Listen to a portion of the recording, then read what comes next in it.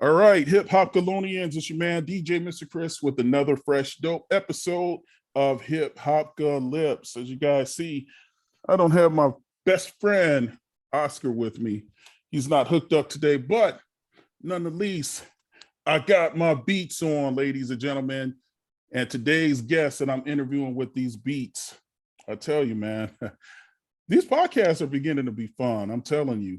They're always fun, but real fun because today's guest is a man who was a member of one of the most hottest groups that we used to dance on the dance floor down in TJ back in the day, ladies and gentlemen. I tell you, it's an honor to have this gentleman on the show. Ladies and gentlemen, today I have Mr. Lane McCray from a group that made a couple of good dance songs back in the day, Sweet Dreams and Be My Lover. Ladies and gentlemen, today I have Mr. Lane McCray again from the group Bouche. Mr. McCray, how are you doing today, sir? Good, man. Good. Glad to be here. Oh, man. Thank you so much. 2021, we're sitting here enjoying each other's company. We are in, I don't want to say the middle of a pandemic, but we're in the middle of something. I don't know what it is. But nonetheless, your music is still popping all over dance floors, radios, Apple Music, and everything as such. A mere 30-something years later, after the fact, maybe more. Yeah. That's got to be exciting for you. You know, it's one of those kind of things where sometimes I have to pinch myself because it is like some 25, 26 years later that this music is still being played. And what's really funny to me is that, like, over the years, you know, I have people call me, you know, from football games. You know, I had a buddy of mine that was at a Ravens game up in on the East Coast, and he was like, "Man, they're playing your song." Or I'll be sitting somewhere having a coffee, and somebody will drive by, and I'll hear the music blasting, you know, out of their car. I was just recently in Chicago shooting a video, and there was one of these little rickshaws, you know, that was driving people around. They had the music booming from it, and I was like, "Wait a minute, that's my song," you know. And I was like, went over to the girls, and I said, "Yeah, hey, that's my song." They were like, "Yeah, that's my song too." But I said, "No, that's really my song." That's really my song. You know, it's you know, so a couple of things, and I'm kind of taken aback by the English pronunciation here. For some reason or another, I thought you guys derived from the UK or lived in the UK. What's your origins? Well, I suppose it depends on where you're coming from. You know, I can give you that big English accent or so. Okay. Oder ich kann das Deutsch sprechen, you know. But we're both American. Me and Melanie, we're both, you know, from the United States. Melanie from South Carolina. Me, an Army brat, you know, from North Carolina. Mm-hmm. And I just kind of ended up over in Germany in the Air Force. And Melanie subsequently was over there visiting her sister and just started kind of gigging over there. And, you know, the two of us met and started gigging a cover band and landed on the lap of legendary producer Frank Farian from Milli Vanilli fame. Mm-hmm. And so everything just kind of sprang from that. But yeah, everyone initially thought we were, you know, English. A lot of people thought we were Black Frenchmen, you know, because we had the name, you know, LaBouche or whatever. But now just two roundaway American folks, you know, just had made our way overseas. Well, that's amazing because I was really anticipating the whole accent and everything like that, and because of the name, it threw me off, and I was just like, well, he doesn't have an English accent. Now you and Melanie, were you guys ever an item or a couple? Because the way the videos and the way the cover and everything like that, it make it seem like perhaps you guys were married. So were you guys married? Was it a group, a husband and wife group or something like that? Well, I guess you'd have to read the book. So, okay. No, me and Melanie were just the best of friends, you know. Mm-hmm.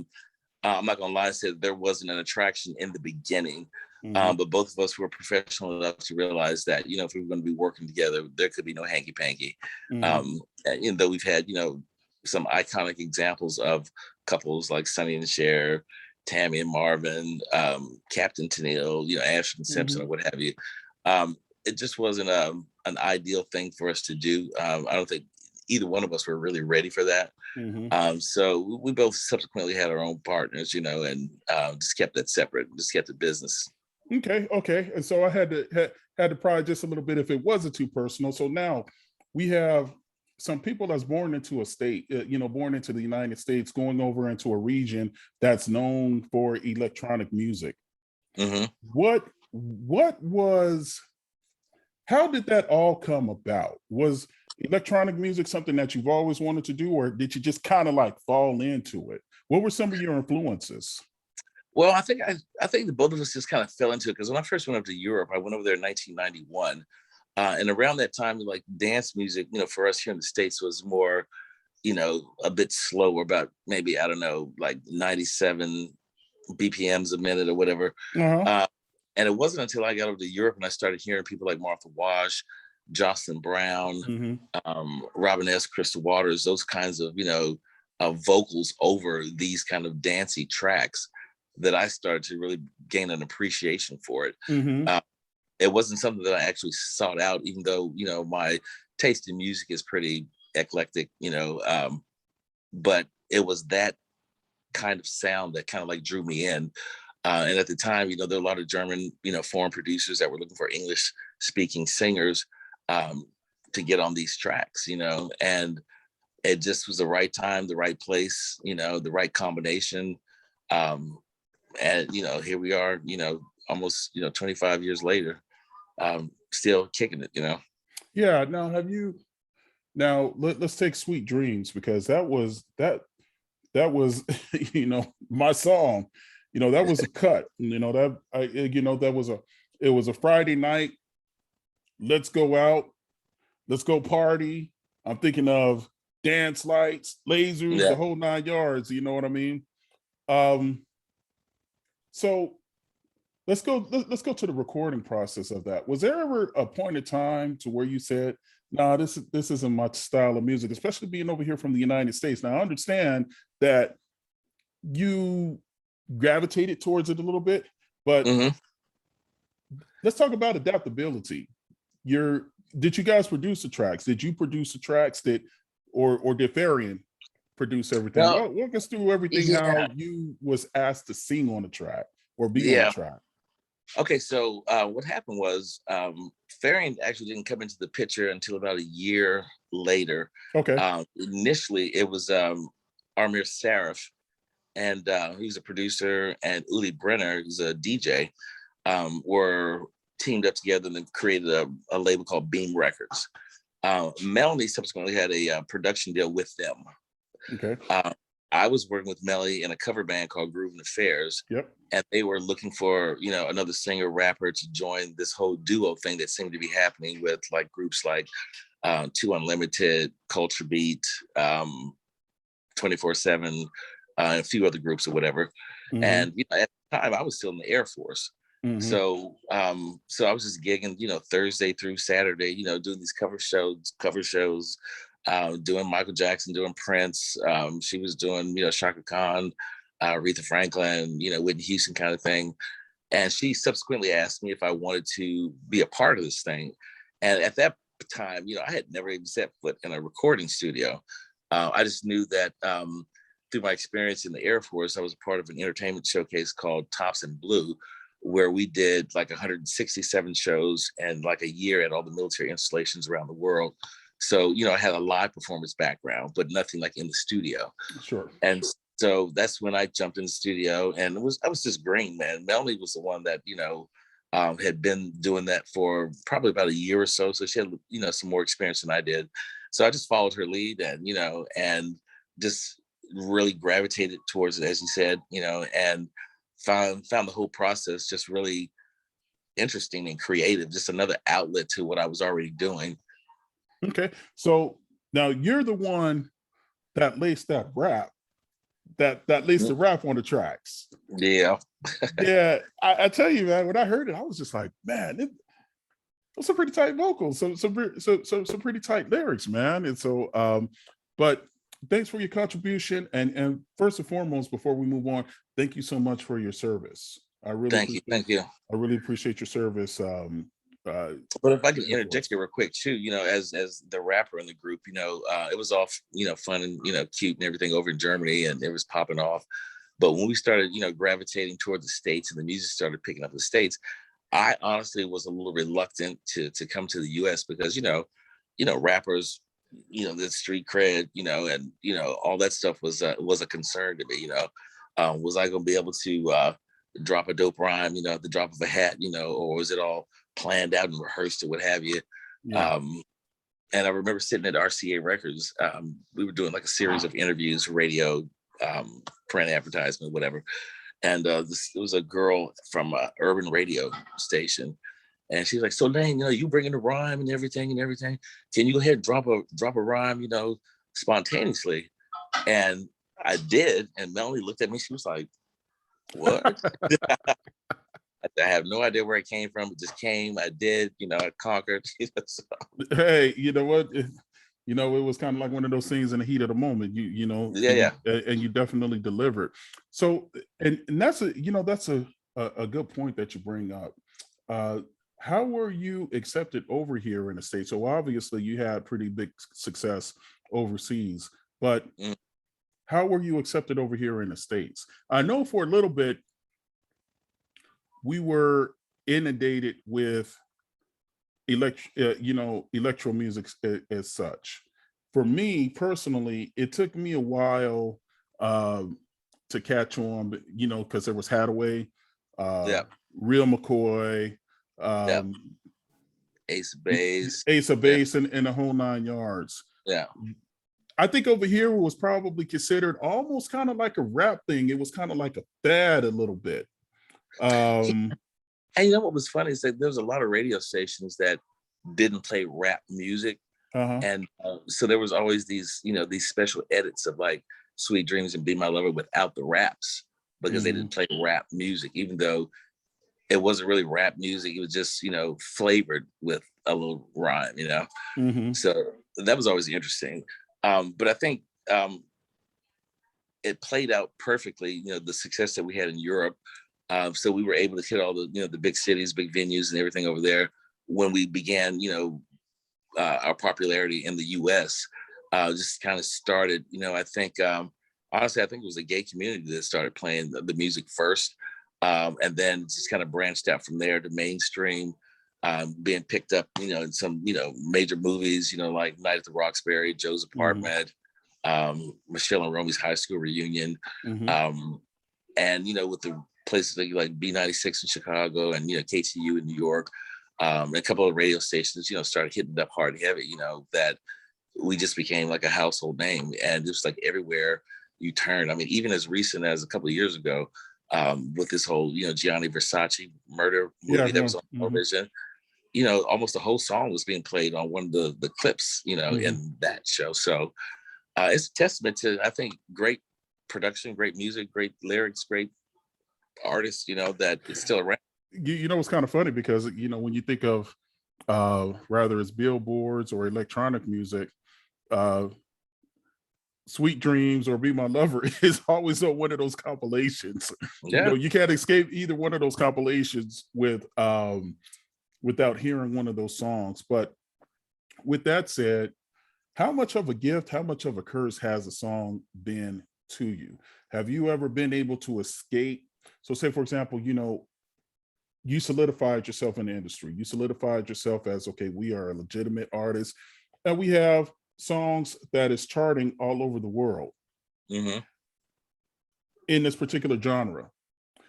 Was it difficult for you guys to shake those two particular songs and try to move away from something? Were you ever taken serious for any of your other projects outside of those songs? I think what happens is there's a lot of artists out there that have had like one hit and they become categorized as a one-hit wonder. But we fortunately, we've had like 7 top 10 singles, which takes us out of that thing. But it has been with the fans, I'd have to say, that really difficult at points to grow as an artist because they want to keep you at foot at what they know you from, because over the years, LaBouche has released, new music, and the fans like, well, yeah, we want Eurodance, we want Eurodance. I'm like, okay, well, I like Eurodance too, but can we evolve a little bit, So it has been a little bit of a blessing, and it has been a little bit of a curse.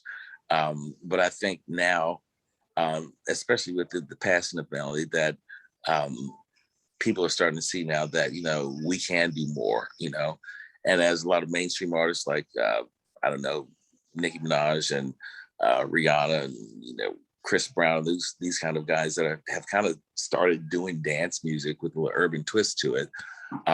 Dance music artists are having to recreate our ideal sound, So, Mhm. and that's we just like it all, and but it has been, we'll start our show out, and we've, do a live band show, and people from the beginning of the show, be my lover, be my, okay, well, we're gonna get there, but let us do these other songs that you might know. Yeah, yeah. And once we start doing that, they recognize, Fall in Love, they recognize SOS, I Love to Love, and so on. And by the time we do get to Be My Lover, they're in a frenzy. Hmm. So, and rest in peace, Melanie. I read with regards to what happened to her. She's no longer here, so rest in heaven.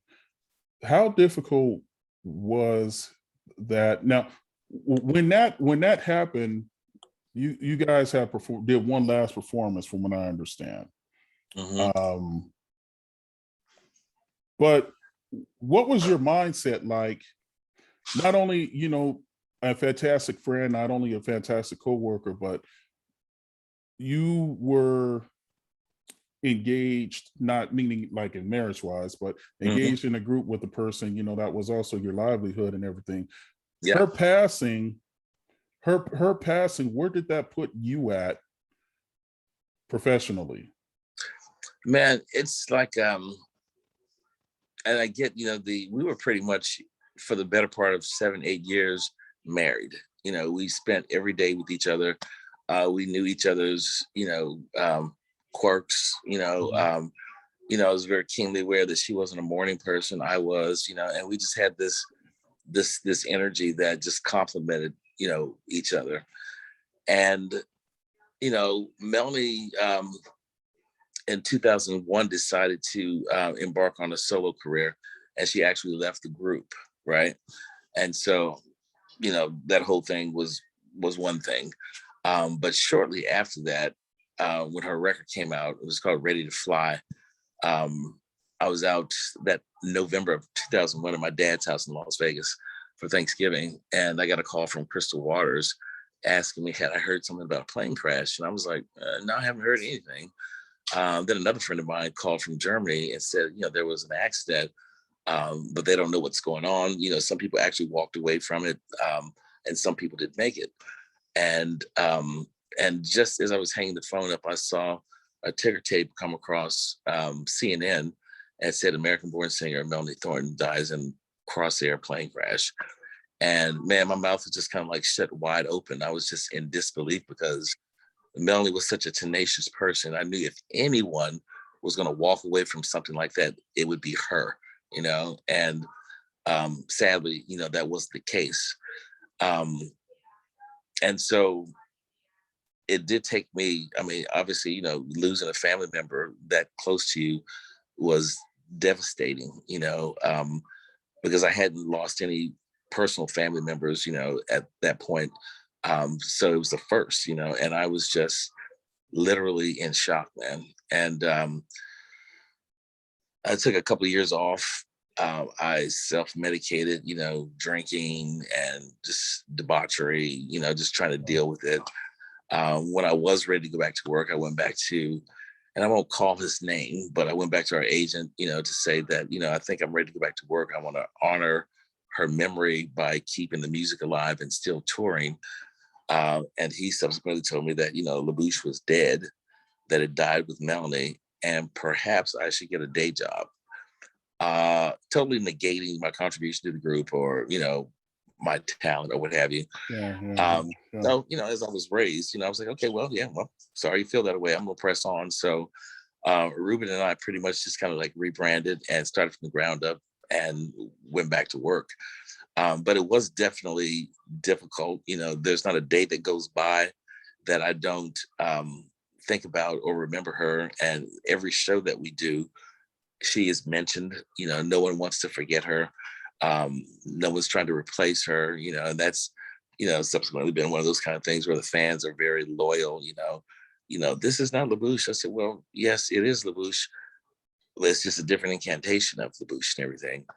And it's funny, as I sit here at my mom's house, I'm sitting in front of this piece of artwork here that Melanie got for me on my 40th birthday when we were shooting the video for Falling in Love. Mhm. And one of 110 pieces from an artist by the name of Erte. And when I got it, I was like, okay, that's really nice. Thank you. Because I'm an art lover. When I found out it was an Erte and realized, what she had done for me, because it has quadrupled in value over the years. So, I mean, she's all around me every day. I mean, there's, here at my mom's house, she's got all of my, golden platinum records and all the good stuff. I just got this in the mail since I've been here. This is a pencil sketching from one of the fans. Yeah. And I was the same, right? So, Yeah. but yeah, it's how do you Wow. cope with it? How do you deal with that? So it's made me stronger. It's made me more tenacious. It's made me drive harder. And it was funny, like when Melanie passed away, just a couple of months prior to that, it was Aaliyah in September of 2001. Melanie passed away in November. And then a few months later, Left Eye was gone, so I like to think of the three of them have formed this, kick-ass girl group, in the Mhm. celestial bounds of heaven, Yeah, Uh, yeah. And she had and her voice was thunderous. yeah, It was thunderous. Now, did she get any formal training or anything, or was that that was just God given, man. She just just was, God given? yeah.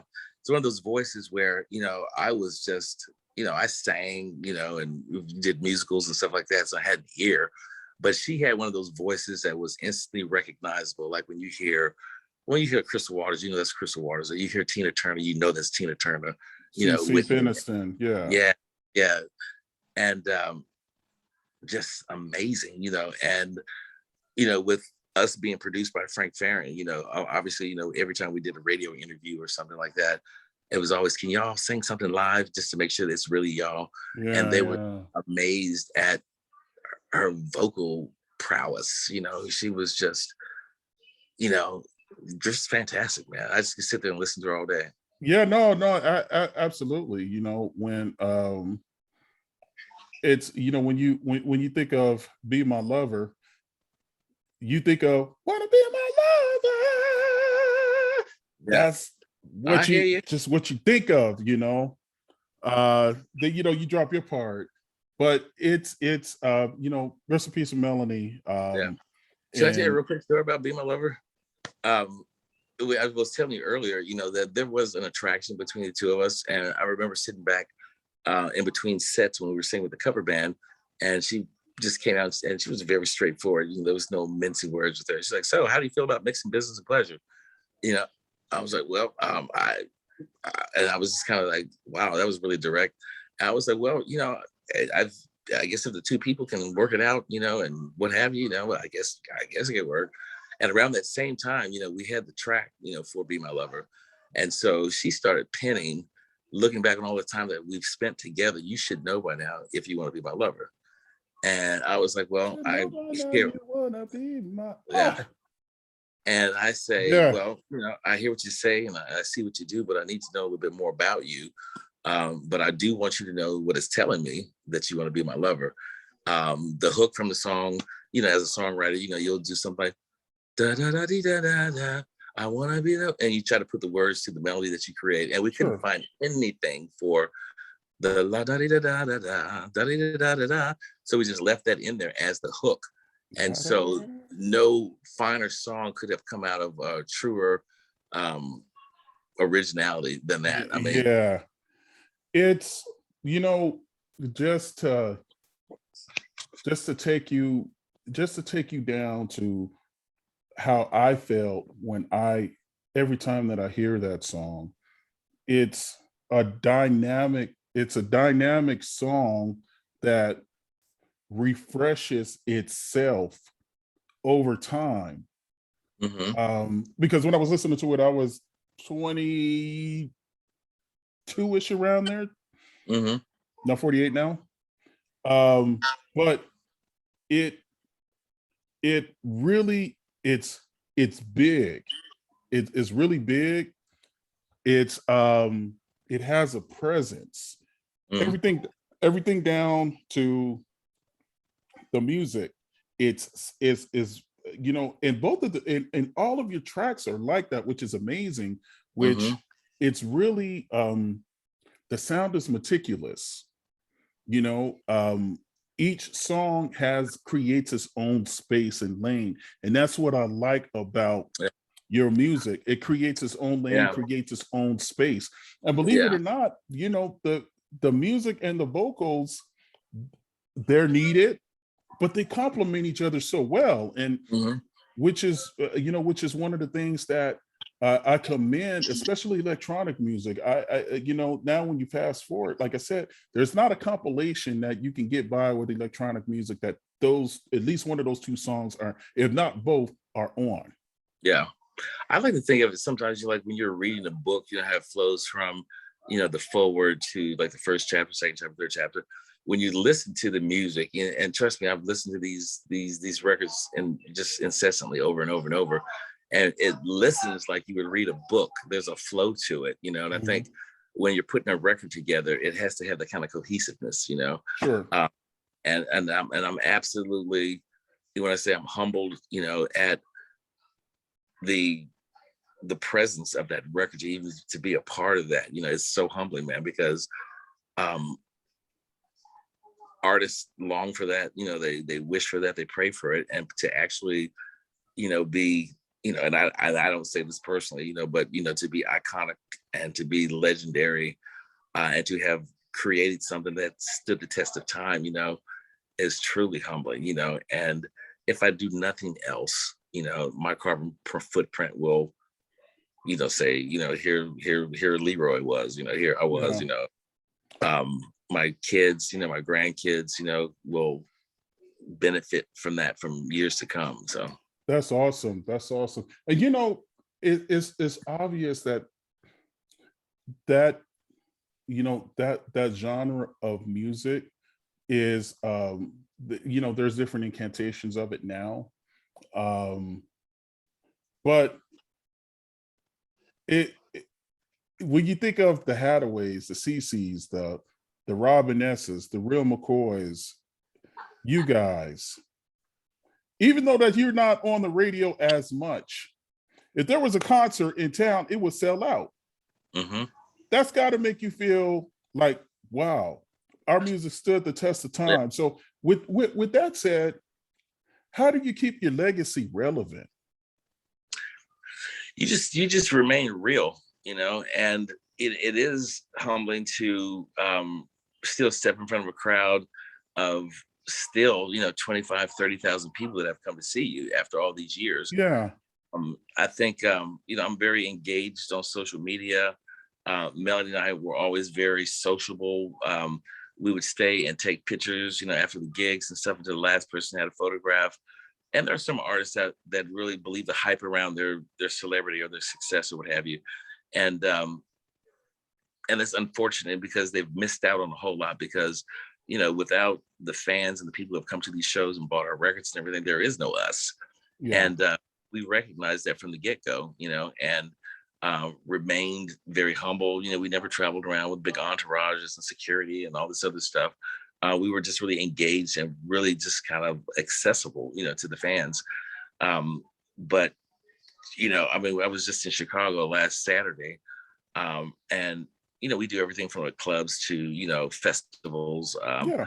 Uh, Mhm. whatever, and to be standing at at 60 years old in a club in front of 5,000 people that are singing lyrics back that I wrote, word for word, is like just incredible. And on top of that, probably many of those fans are not 60-year-olds. They're No, probably 30-year-olds, 27-year-olds. there's a lot of kids out there that think this is new music. Yeah. It's been touched, it's been, I mean, the performances are as they were 25 years ago. So a lot of these fans that are, 40, 50, like my age or what have you, have let their kids listen to this music, Sure. and so it goes back, and it's just recycled, and the song has been reimagined, like Be My Lover's been reimagined by a few different people, but nothing touches that original, version of it. Yeah, no, nothing at all. And the genre as itself was a movement. Yeah. It was a movement. Yeah. It still is. Yeah. People always ask me about that, where do you rank like Eurodance music in the pantheon of music, whatever. I said, well, you know what? In the 40s, we had jazz, in the 50s, we had, the beginnings of rock and roll. 70s, we had disco, 80s, we had big glam rock, big hair. And the 90s, when the record labels were having a hard time trying to decipher whether or not this was marketable, if this was something that could make money or what have you, it's become its own genre. Yep. Yep. And once labels figured out they could make money off of it, they were signing folks left and right. And we were lucky enough to be right at the cusp of when they were doing that, so I certainly won't try to take all the credit for the music and the lyrics and all that good stuff. It was a team effort between our label and our management team and our and us, because it takes a village. Yeah, it takes a village. So big ups to all of those entities. Let's talk. And I only got a couple more questions for you. New music. New music. Where are you guys with regards to new music? Now you have. Is it a couple of different people? A couple of different singers now. I see there was a Sophie at one time, and there's a Tamia. So Timmy, yeah.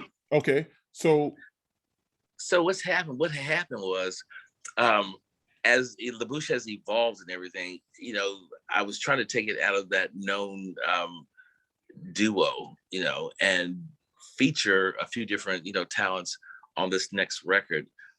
So I am actually working with Sophie. I'm working with Timmy. Robin S. and I are doing a feature on the record. Okay. There'll be some solo stuff for me. And a few other surprises and everything. I just wanted to change it up a little bit, because people were so, hell-bent on us staying at foot and doing the same thing. So offering them a different variety of still danceable, poppy music, that will have, remixes that will make everyone happy, what have you. But it's, I'm really excited about it. It's been a labor of love, man. It's been a lot of years coming, but I'm of the mindset that, everything happens for a reason when it's supposed to. You can't rush it. Yeah. Sure. Now, is that something that what's your target? And just out of curiosity, years has passed. What's your target audience? Are we still looking at you're targeting Europe or here in the United States? What's it going to be? World domination. Okay. It's like I'm just trying to put out some great music that people will enjoy, and whether they're 60 or whether they're 25. I think when you try to pander to a specific market, it's difficult to do. I think if you just put out a great record, I think that's what people will gravitate towards. But there's a whole lot of irons in the fire. One of my favorite artists, Tina Marie, said, you got to keep your irons in the fire.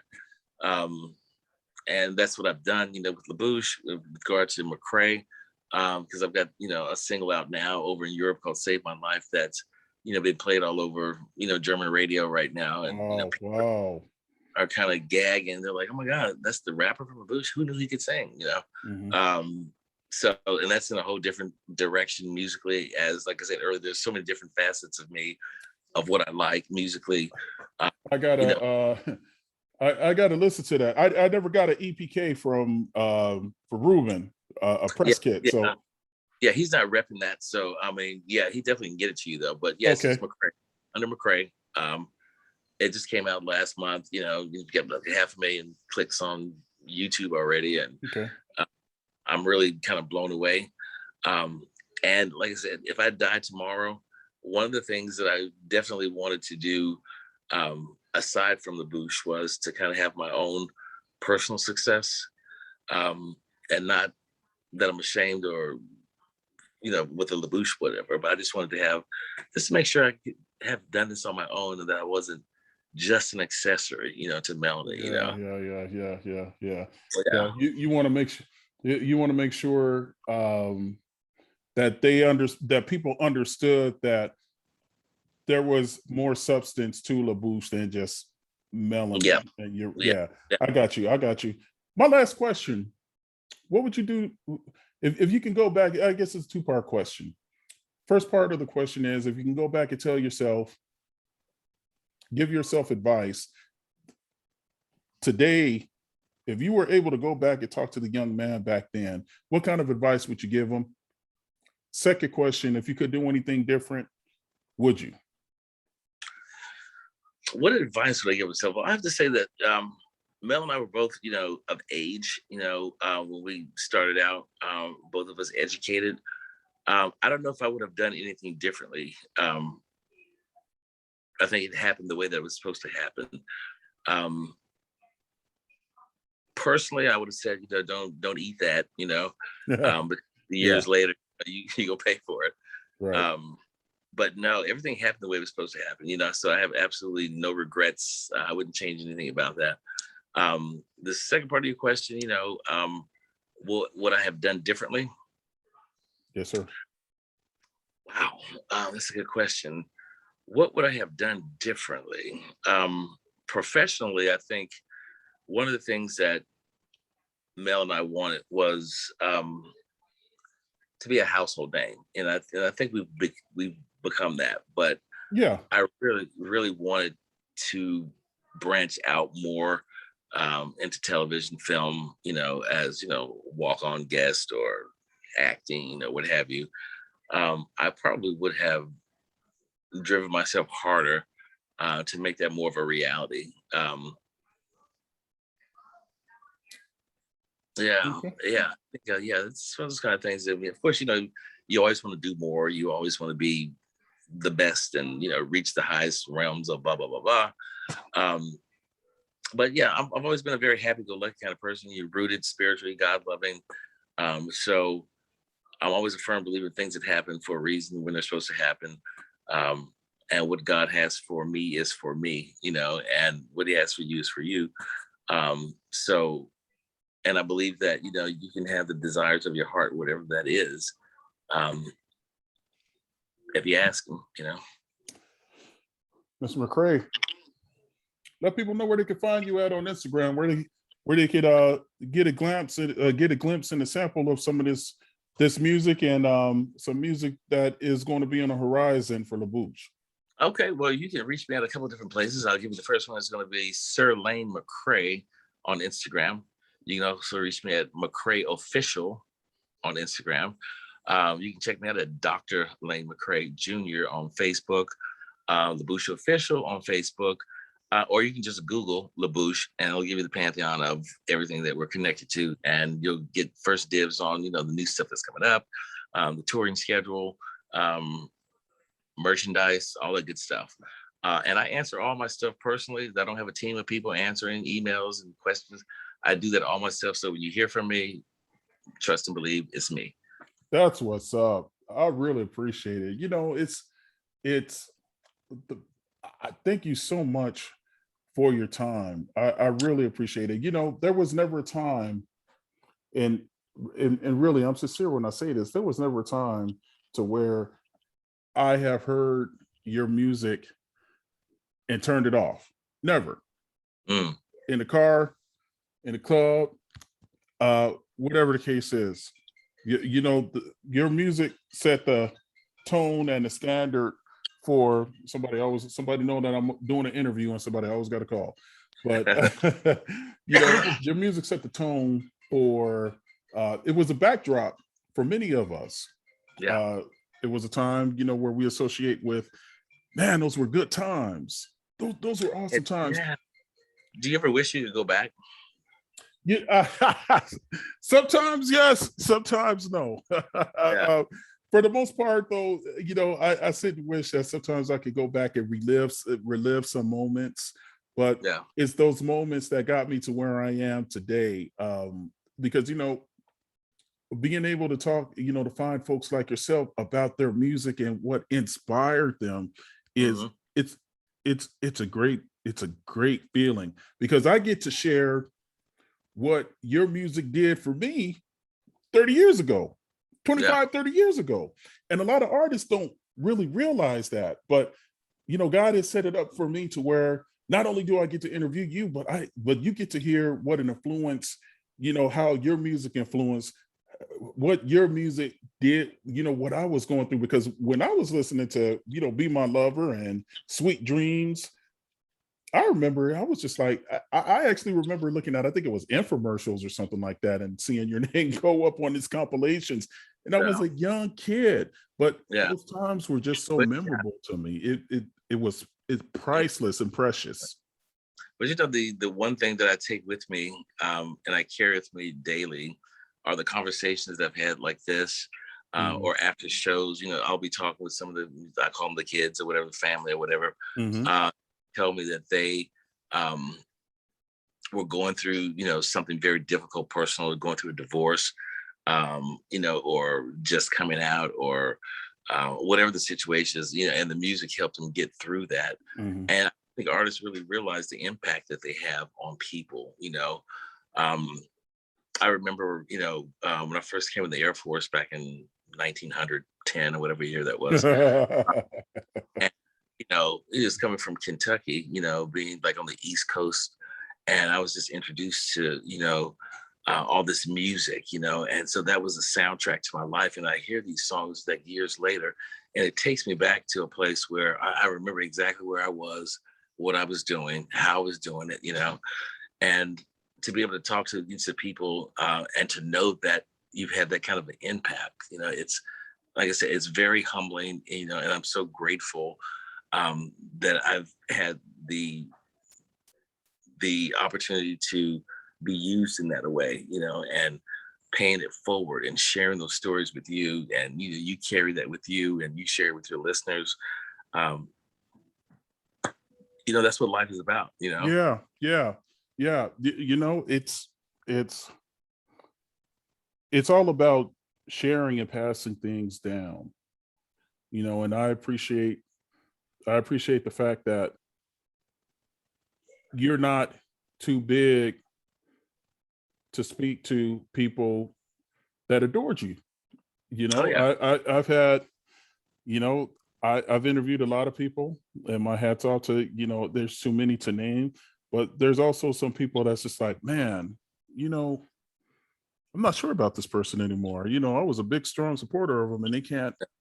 They're too big for their britches, and it's like, all right, Yeah, you got, well, why? yeah, you got to keep all that in perspective, you know, and Yeah, everybody's on a different journey and everyone's not here for the same reasons, you know. no, they're not. They're not.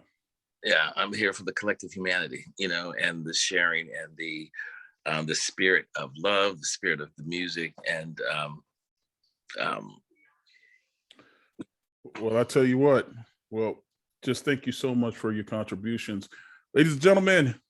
I had Lane McCray from Bouche on Hip Hop Lips. Sir, hold the line for a second. All right, let's see here. I'm looking at your painting there in the back. If you want to check out some of my artwork.